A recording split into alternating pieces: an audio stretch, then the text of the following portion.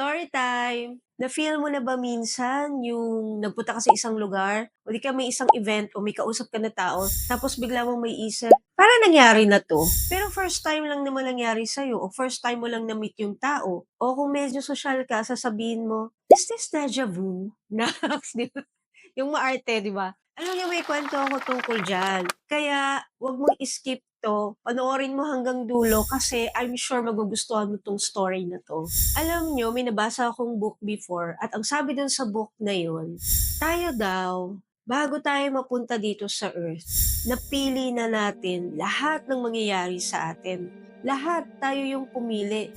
At yung mga pinili natin na struggles, yung kaibigan, yung family, even yung mga nakakainis na tao sa buhay natin, o di kaya even yung mga sadness o yung mga hindi magandang nangyari sa buhay natin.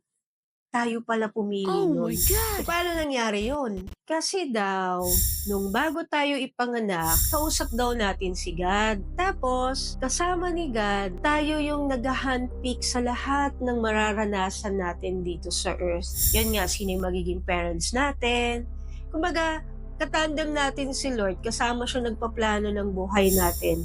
So, ikaw yung namimili, ay, eto na lang problema na to, ay, eto na lang yung titirahan ko, ay ganitong buhay na lang yung pipiliin ko kasi at the end of it, alam mo, yun na yung best option for you. Ang kaso lang, ang catch doon, pag baba mo dito sa earth, o kapag ibibigay ka na doon sa parents mo at ipapanganak ka na, lahat yon makakalimutan mo.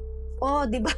Grabe yung catch, di ba? The only guide that you will have, syempre, yung connection mo kay God, and number two, yung mga deja vu moments mo. Kaya nga sabi, kapag nararamdaman mo na parang nangyari na to, or parang deja vu to, ibig sabihin, you're on the right path. So, ano yung moral lesson ng story na to? Number one, huwag ka nang magreklamo sa life na meron ka ngayon kasi ibig sabihin, maganda yung dulo ng life mo. Maganda yung mangyayari sa buhay mo kasi dalawa kayong pumili niya ni Lord, di ba? And second, kaya importante, hindi ka dapat mawalan ng connection kay Lord. Kasi siya lang, bukod sa'yo, yung nakakaalam, ay actually, siya na lang talaga pala yung nakakaalam kung anong mangyayari sa buhay mo. Kasi nga ikaw at ako, nakalimutan natin yun nung pinababa na tayo ni Lord dito sa earth. So you have to listen to Him. You have to talk to Him. You have to ask Him para hindi ka maligaw. Kaya tandaan mo, the life that you're living now is the best life that you can ever have. It's not an accident. And maybe you don't need to rewrite your story. Maybe you just have to remember the one that you have written with God. Kaya kung naghahanap ka ng sign, ito na yung sign mo.